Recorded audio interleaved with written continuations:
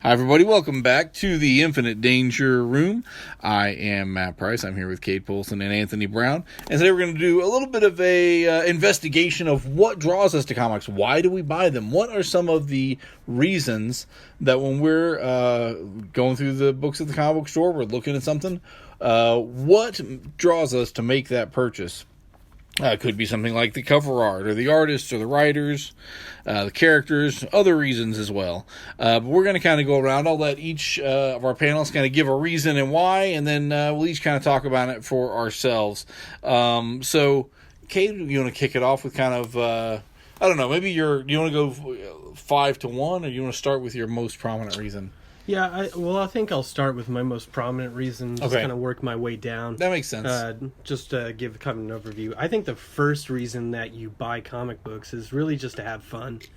And I kind of had to go back in time to when I was a kid and I really started buying comics, or my dad bought me comics at the grocery store because we didn't have a comic book store. And it was really because I liked Superman, I liked Batman. I think that there were some old arcade video games maybe in the grocery store as well that we played, and so it was those initial reasons. Like, I knew Superman was fun. I liked the fantasy of it. I liked Batman.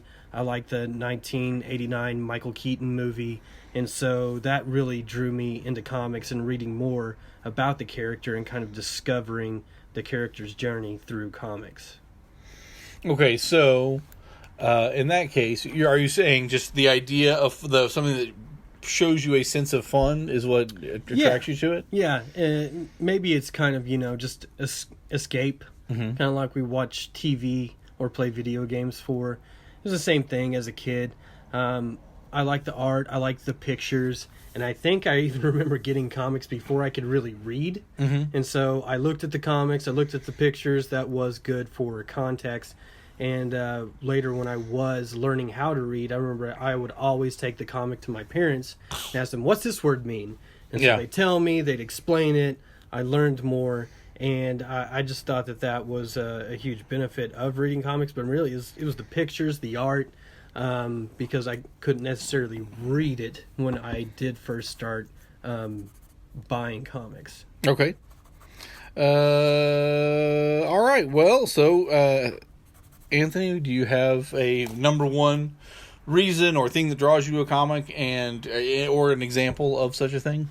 So for me, one of the reasons I love comics, and I think this was the reason why I got into comics when I was so young, was it was a way to provide me an escape. I didn't always live in the best situation, or I didn't have the best situation growing up, but comics provided me an escape. To read Spider-Man or X-Men or Fantastic Four, on a rainy afternoon or one day after school or in the morning, before I walked to school or caught the bus or whatever it was, it provided me an escape from everything that was going on. It was just a lot of fun to imagine, like, what would happen if I had those powers. Could I do this? Could I do that? Can I run that fast? Can I jump that high? If, my friend was trapped in a collapsing building, would I be able to lift up the rubble to help them get out? Just all of the crazy things that happened in comic books. But then also, just imagining what it would be like if the world did develop superpowers. What would my powers be? Would they be like my favorite characters or like a character that I love? And then, how would I use them? Would I keep my identity a secret? Just all of the fun things and hours of escape and the way that your mind can wander beyond the comic book, but also the suspense of, you're reading a really good book and then you get to that last page and you're like, oh my gosh, what's going to happen next? I can't wait till, 2 weeks from now or a month from now, when I'm able to get the next issue to find out, does Cyclops finally, do Cyclops and the X-Men finally beat Magneto? How does Spider-Man beat Venom this time? Are the Fantastic Four going to show up? One of the big events for my childhood was Maximum Carnage. And reading through that, that whole thing was just ridiculous. 12 issues of a guy like on a killing spree, and no matter who Spider-Man could get to team up with him, like he just couldn't get the job done. And then, you know, reading Spider-Man Unlimited #2, the finale, and it's just like, it's him, it's Venom, it's Carnage, and they're fighting and they're duking it out, and like he ends up having to beat up Venom and then take down Carnage, and it's just like, Spider-Man's done. But at the end of it, you're exhausted as well, and like you can see, and like you could tell just how exhausted Spider-Man is going through it. But as a reader, like, I was exhausted as well, because I was just like, oh my gosh, what a ride. Yeah. You know, so Okay, cool. Well, I approached the question a little bit differently than you guys, but just to cover kind of what you've talked about. Obviously, as a younger reader, you're not necessarily following writers and artists. You're sort of just discovering this art form. And so, I mean, we did move quite a bit in my younger days, and it was always kind of reassuring. No matter where you moved, you can still get a Batman comic, or you can still follow what Spider-Man's doing. So, obviously, superheroes on that level were something that I was into at that age. But I would say, looking at comics now, what maybe makes me more likely to follow them now is probably from a writer perspective. At some point along the line, you discover, of course, hey, there are people who make these, and you can kind of, Steve Englehart wrote this, and I liked it, and he also wrote this, and I liked this. So you start maybe, what's the next thing he's going to do? So I started following artists and writers, but I kind of thought I'd talk about writers first. Sometime probably a little before I even started working at the comic book store in high school, but I would follow like John Byrne as a writer and artist, and I got really into Frank Miller. Or a couple of them that were really high on the list. Of course, Alan Moore, Jim Shooter to some degree. When Jim Shooter started Valiant, you kind of knew him from his Marvel stuff, and this will be cool because I know him from over here. So there are a lot of people like that, and even Stan Lee, even though it mostly was all in that Marvel Universe stuff, you start realizing Stan Lee has a certain way of telling a story, certain verbiage, certain things he does. So I was, as an example of of a book that I picked up for pretty much the writer, although the artist and the cover artist are also pretty great. Kurt Busiek's Astro City. I had read Marvels from him, and maybe that was it. Maybe a couple other things here and there, but mostly I knew him from Marvels. And then there's this announcement he's going to come out with his own thing called Astro City, and I don't even know, what that is. At first, you're like, maybe it's something with an astronaut. Who knows?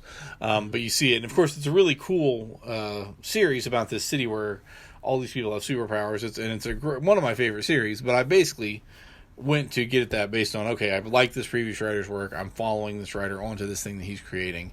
And it worked out very well. I followed it pretty much since then, and it's still a good book. So, so I would say at this point, probably that's that my top decision is who's writing it. Although I'll also try out things for other reasons, but who the writer is pretty high on my list at this point. Awesome. Yeah, I think that you can do it. You can read comics for a lot of different reasons, and another reason that I really appreciate is authors from different titles. They offer new ideas and new perspectives, and that's something that you can learn from, especially kind of going back to me being younger. It's just something new. It's like going to school, maybe you learn more how to be a detective by reading a Batman comic book, and you can almost study it. And maybe you can learn more about science from reading a Fantastic Four comic book. And so you get these new perspectives and ideas from these different books, and they just bring something to the table that you can learn from and maybe even apply in your own life. And so I think that those new perspectives on the different titles are pretty important. Like you said, authors, especially ones that you learn to like, artists. Art was huge when I was a kid. That was almost what I based the book off of. Besides, I knew I liked Batman books. I knew I liked Superman books just because of the character themselves. So that was a pretty strong point for me. But if I was exploring something new, I would open it up and I would look at the art, and I would kind of flip through the pages and just see if I thought that it would look like it would be cool to read. So it was kind of a snap judgment to an extent, but I think that was definitely one of the main reasons that I bought different titles when I was a kid, was based on that. What do you guys think? So for me, this really hasn't changed throughout. Like, I'm more of a character artist person, probably characters first, artist second. when it comes to why I buy comics, my favorite character is, B-list, C-list, and that's Havoc from the X-Men. And so, anything that he appears in, I want to try to read, just as long as it has good art on it. To this day, I still have not completed the Mutant X series because I was very disappointed in the art on it. When Havoc was given his own title after X Factor, the first iteration, issue 149, because I was like, oh wow, here's this awesome promo art. I think Tom Rainey did the design or whatever it was on him in his blue and gold costume. I was just like, this is so awesome. And then you open it up and you're just like, I open it up and I'm just like, this is so meh. And so I just didn't get into the book. I picked up issues here and there when different artists hopped on the title. But, for me, it's always been about the character or characters, because, there are some people that I just can't get into. Ghost Rider has never had much appeal to me. Doctor Strange has never had much appeal to me. And it's great when they show up in a team book or whatever, and I'm like, okay, I learned a little bit more about you, or maybe I like you a little bit more. I know more about the qualities of this character than I did before, but by and large, it's just like, man, give me an X-Men title. Or obviously, if you've been listening to this podcast for some time, you know that I've been panning for a Fantastic Four title forever. Give me the core four, and I really love what's happening in Fantastic Four, even though we're only 2 issues in to the reboot. But I just really love Fantastic Four. So, give me my core characters because, all of my favorite characters have some value and appeal to me in some great level of meaning, or maybe it's some trifle level of meaning, but they all mean a lot to me because they're my favorite characters. So I look for them and choose them. All right, I'm going to throw down a little bit here with my probably second reason. I'm going to say is the artwork, the artists, the visuals of the book,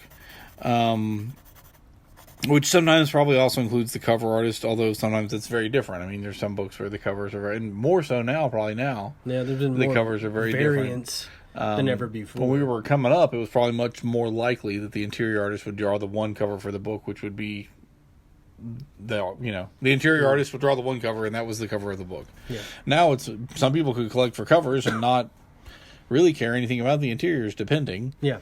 But for my purpose, my number 2 reason, I'm going to say artists, artwork of the book. If I like the style of the art, if I like the storytelling, and I've had different artists I really followed over the years. But in the early '90s, I was very into Todd McFarlane. I had followed him on Spider-Man, and then on to his Spider-Man title that he wrote, Andrew. And then when he left, I heard, of course, he's going to start this thing called Spawn. And so I had to go pick that up because he was going to be writing and drawing that. So you could argue that I was following him maybe because of the character when he went from Amazing Spider-Man to Spider-Man, but certainly when he goes off and does his own thing that nobody had ever seen before, and 2 million or whatever, 1 million some kids followed him. It was because people at that time were very into his art. And so he's one that I follow for his art. And now there's people, sometimes I'll pick up, oh, this guy did a cover of this, or this guy's doing this issue. I like Kevin Maguire. Sometimes I'll pick up a random Kevin Maguire issue, and it's just a fill-in of somewhere else just because I like his art. But McFarlane was one who I definitely was looking for his name at that point and picking stuff up specifically because he was drawing it. Mm-hmm. Yeah. I completely agree with that. I think art's very important, obviously, in a comic book, I remember my teachers telling me when I was younger, so I think they had a biased opinion, but they said, comic books don't leave much to your imagination. And I thought, well, I like the pictures, I like the art, and it's somebody else's imagination that they're putting down on paper. Mm-hmm. So how can I not appreciate that? Because if I was told to draw it, I would probably draw it a different way, or you would. So right. I think there's a lot to appreciate about that in itself.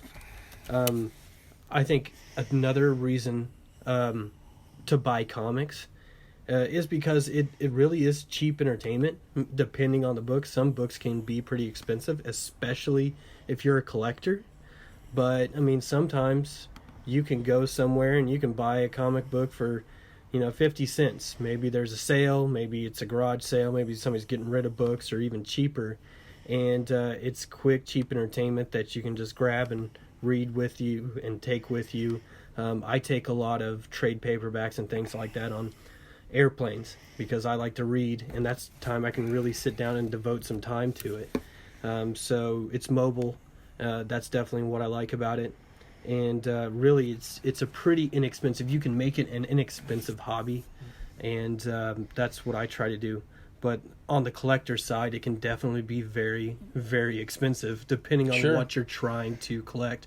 But that makes it fun too, because maybe if you're a collector, you go out somewhere and you find a book really cheap, and it's worth a lot of money. It's kind of like treasure hunting, so to speak. And sometimes even if, maybe this is just me, everybody likes to get a deal, but like if it's just sometimes just finding that one that you need, as long as it's not like, if Trash. it's in your budget or whatever, yeah. if it's just finding it, it's kind of, there's a thrill to that. Yeah.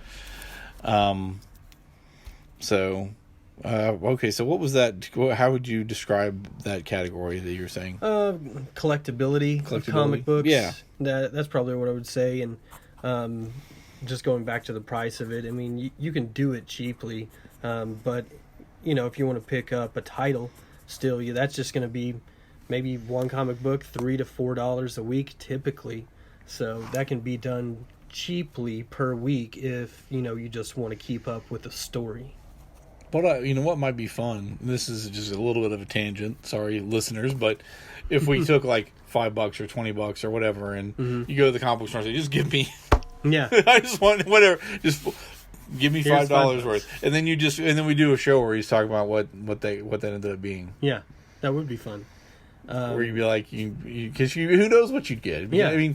If I honestly, we're recording here at Speeding Bullet Comics. If somebody came in and said, "Here's $20, give me anything. I'm willing to read anything," I'd try and get him some pretty cool stuff because I wanted to, bang for your buck. Yeah, I don't want to come back, but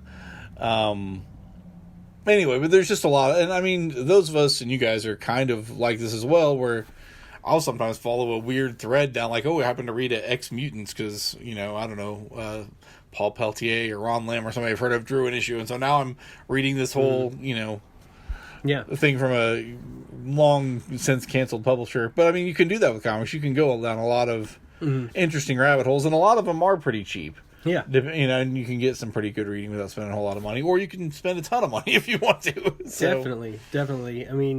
When I went to OFCON a couple weeks back, I wanted to try to find a bunch of these Supreme comic books that Did you find them? Alan Moore wrote. I found several, and I found them for $1 a piece. Which is a good deal, because those are probably $5 to $10 comics, right? They could be. It's a smaller title. It's not Superman or Batman or Spider-Man or any of these people. But Alan Moore wrote it. It won an Eisner. It was a great story, and so I decided I want to collect those single issues. For whatever reason, not really in print, either digitally. Yeah. I think there's one digital issue you can get, and there's the trades are out of print. The trades are out of print. They're hard to find. I got a trade from another guy, a local guy, who just happened to see that it was written by Alan Moore, asked me if I wanted it, and sold me the first trade, the Supreme Story of the Year, for like $5. Nice. I feel like now you can't find it for, less than $40. It's pretty hard to come by. But it's a great story. I read through it a few times now, and it's one that I'll revisit even more. Yeah, I actually have been rereading that myself recently. I may write something up. My friend Dean Compton has a site about the 90s called The Unspoken Decade. Yeah. So I've been talking to him, maybe doing a show with him or reading it or posting something on that. So I've been rereading the Supremes as well, and they are really good. Yeah. This is going to go way off topic. Do you feel like you get more out of those if you have read the Silver Age Superman stuff that it's referencing? Or do you think either way you can kind of come into it? I feel like you could come into it and understand what it is talking about. Because they have, just to explain to the listeners, a lot of these Supreme books that Alan Moore wrote, I think beginning with issue number 41 through 52, he would have a certain story drawn by a contemporary artist at that time in the contemporary style. And you would have a flashback scene drawn by Rick Veitch that was drawn to the 60s style of Superman. So he just fit that mold, and you could tell he was very detailed with what he wanted done, because the style was pretty much spot on for the time. So he would have these stories from the past that he would bring up, and these stories from the past would all be in this 60s Superman style. If you do know a lot about that time period, maybe you've read some of those comics, whether it was trade or whatnot, and you like the Kurt Swan Superman art, I feel like you would see it and say, I know this. Like, this makes sense to me. If you're a new reader and you read it, I think they do it in a way that you can tell, okay, this is supposed to be kind of like a Leave It to Beaver segment. Yeah. You know, that's the style that they write it in, so it's easy to catch on because of the writing.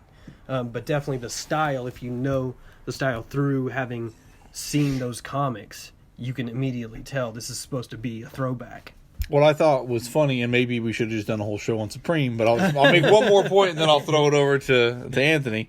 What I thought was interesting is that now the 90s stuff is almost as much of a time capsule as the stuff that's supposed to pastiche the 60s stuff. Yeah. Because you don't really feel like you're walking into a modern comic when you feel like it's very much trying to be a 90s comic, and so you're almost pulled into that era and then into a different era. So it's almost like, whereas when it came out, obviously they were just trying to bring you into a modern comic, and now it does feel like you're experiencing an exploration of two different eras, neither of which are this era at this point. Yes. So, all right. So, sorry, Anthony. We went off on a long... It's fun. Where's Matt Howlett? We just derailed. You channeled your inner Matt Howlett. I appreciate that. No, I mean, you guys have indulged me when we're talking about, you know, Justice League, and then magically the Fantastic Four comes up, and then, you know, I derail that. So, I by all means, like, I don't mind that at all. For me, the artist is always important. You know, what this may blaspheme some people, and, you know, don't at me on Twitter. You know, I enjoyed Rob Liefeld's stuff growing up because it was just like, hey, it's Executioner's song. Like Extinction? Yeah, Extinction Agenda. You know, in that time, in New Mutants, right before the Jim Lee X-Men era, or I mean, it was basically on the heels of that, or coming in contact with that. So it's just like, the artist was always important to me. So like when Rob Liefeld was doing his thing, I'd, you know, kind of check out what comic books he was on. Jim Lee X-Men.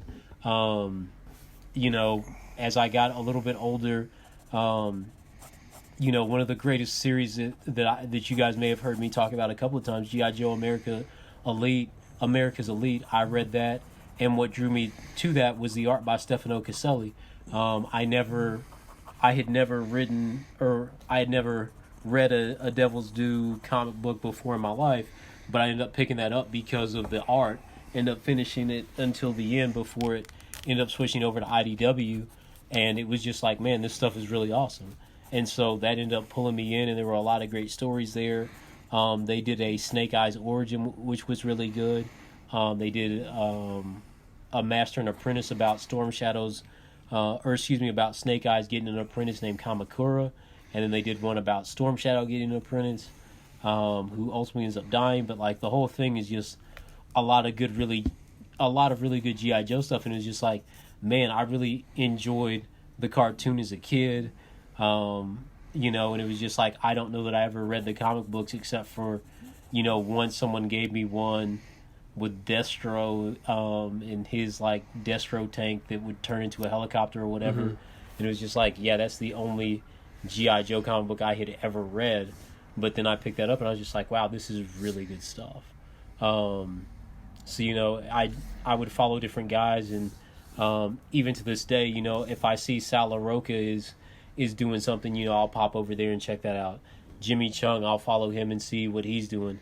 Francis Manipal, I really learned to enjoy his art digitally because I ended up getting the DC Comics app, and I read his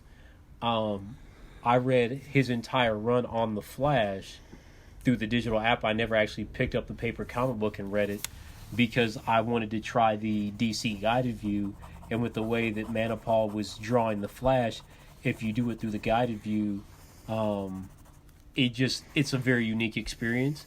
And so it was something that I really enjoyed. The first 2 or 3 issues I got when they were on sale kind of randomly. And then I got them on sale, read them. And then I just was like, okay, I'm just going to read this entire run this way. Mm-hmm. And it was really good. So, different people have pulled me in different ways and have gotten me to read different comics, because up until that point, I had never read the Flash solo comic except for when Wally West became the Flash after Infinite Crisis, and that only lasted for about 12 issues before he died. So, it was a way to pull me in. So, different artists end up introducing me to new characters or new series that I had never read before. Mm-hmm. But at the same time, there are some things where it's just like, I can't hop on a title because I'm like, as much as I want to read this, the artist is just, Yeah.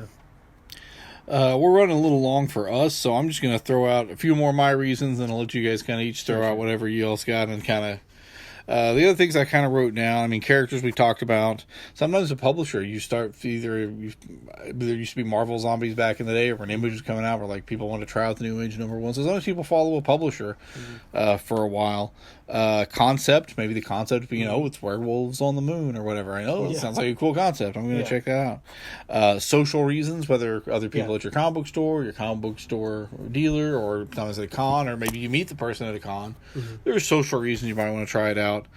We talked a little bit about collectability, cover enhancements, or variant covers, or cover artists, all kind of reasons there. And one that I kind of thought of that we didn't talk deeply about, but nostalgia is kind of, you guys kind of talked about at the top. You maybe want to follow a character that you fell in love with as a kid, or it reminds you of your younger days. I also like, and this isn't maybe a reason the way these others are, but I enjoy like legacy characters in comics, which you can do more in comics than you can in other media. Like Wally West takes over for the Flash, or Starman is following in his father's legacy, or the Green Hornet legacy is, he's the Lone Ranger's nephew, and then he gets passed down to another Green Hornet after that. That's kind of a neat thing that you could do in other things, in movies or in TV, but I've mostly seen it done in comics.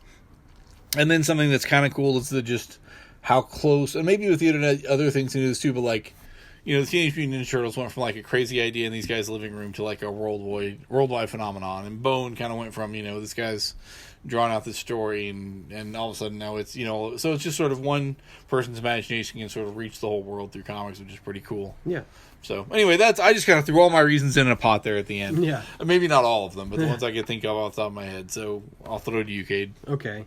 Well, to kind of wrap things up on my end, I think that people like to buy comics because maybe they're looking for a fictional situation that they think that they can relate to, whether it's a character, whether it's a scenario, whatever it is. And I feel like most of the time people kind of gravitate toward a character that they think, oh, this is like me in some way. And so I think that that's maybe a reason to buy comics. But I think you should also challenge yourself, and I think that you should try some new characters, because they will offer new perspectives and ideas within them. Maybe something you hadn't considered before, and that can be something that's very beneficial with comics. They can just help you to learn. And it's pretty basic, and it seems simple, but I think it's the truth. And I think that it's just fun at the end of the day. I think that's why I read comics. It's Halloween. I've been reading a lot of Halloween comics. And it's because it's just fun to do. I love the art. I like trying to put myself in the situation that the artist is leading me to. So at the end of the day, I'm just trying to look for something that might be somewhat relatable, but I do like to branch out and try something new. And I just want to have fun with it. All right, Anthony. So for me, one of the great reasons, or one of the great things about comic books is the sense of community. Mm-hmm. Obviously, as a comic book nerd, this is the golden age, right? Like of being a comic book nerd, because it's cool to read comic books, and even people that you don't know ask about comics. I literally got a text from my wife on Thursday where she was like, who would win in a fight, Hulk or Wolverine? They were, somehow it came up at work, and she was like, let me text my husband and ask him. That's hilarious. All right. Because for me, like, it was so awesome growing up, and I was into comic books a little bit before the X-Men cartoon came on TV. But I remember, in middle school, when the X-Men cartoon would come on, like literally every weekday, or if I was at ball practice, I'd record it, but it was like, it was a community, and we would all talk about it like it was a soap opera. Oh my gosh, can you believe? And like they did it once on a Friday night, where they did the lead into the Phoenix Saga, where it was like, hey, starting on Monday, they did it on a Friday. They did like 2 episodes on a Friday night, where they discovered a Shi'ar spaceship, and like they're fighting some monster in the subway of New York, and it's got tentacles and it's leeching the life out of people. And like as soon as the episode was over and they show like the crackle of the Phoenix, literally all the kids on our block, like we're like, Mom, can we go outside? We have to go next door to our friend's house and say, did you see that? Oh my gosh, they're gonna do the Phoenix Saga. Mm-hmm. And then when they were doing the Phoenix Saga, it was just like, oh my goodness. And even to this day, I still will bring that up with old friends, or we'd reminisce about those things. Or like when Rogue and Gambit got married, I shared that with a couple of my friends from high school that were really into X-Men at the time. Just like, hey, here's this, I shot this link to them and said, check this out. Or when Storm and Black Panther got married, I sent a copy to my dad, I sent a copy to my sister. Even the variant covers that were done, I sent a copy to all of them, because it was just like, how awesome is this, right? Mm-hmm. Like they didn't care, like they had lost not that they had lost their love of comics, but they didn't care at the same level they used to, obviously, because it's 20, 30 years later. But it's just like, here's this is really cool. Embrace the community again. They're just like, wow, this is awesome. Can you get me more of these? Mm-hmm. Or like the Obama Spider-Man issue, like that was so cool. And everyone wanted to be a part of that community, and that's why I went to like 7 different printings or whatever. Yeah. So for me, the community of comic books is also a great reason to buy.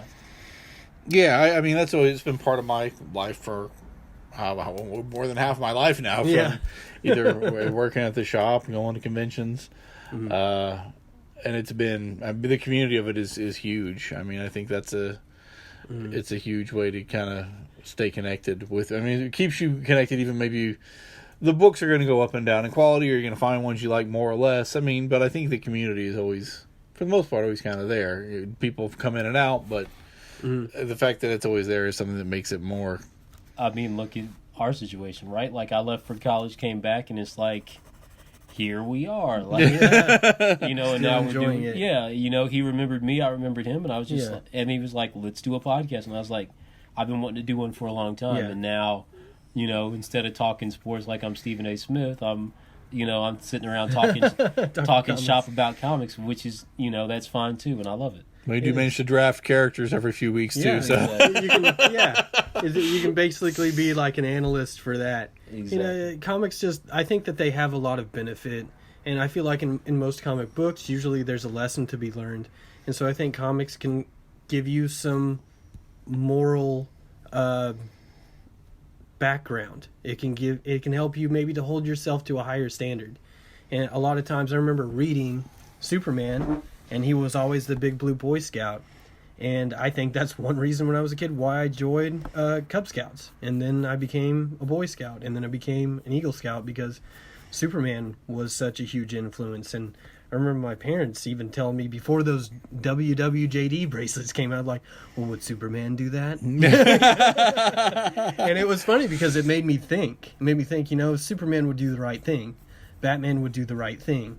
And so it kind of helped me to hold myself to that higher standard. So I think that's something that I can definitely look back and appreciate about all the books that I read. Very cool. All right, well, I think that's our show for today. I am Matt Price. I'm here with Kade, Poulson, and Anthony Brown. And if you'd like to leave us a rating or review on iTunes, feel free to do that. You can also follow us on Facebook. We are Infinite Danger Room there, and we're Danger Infinite on Twitter. For the moment, you can listen to us on News OK at SoundCloud, and also you can subscribe to the show on iTunes as well. And we'd love to hear from you. Feel free to share your thoughts. In the meantime, thanks for listening.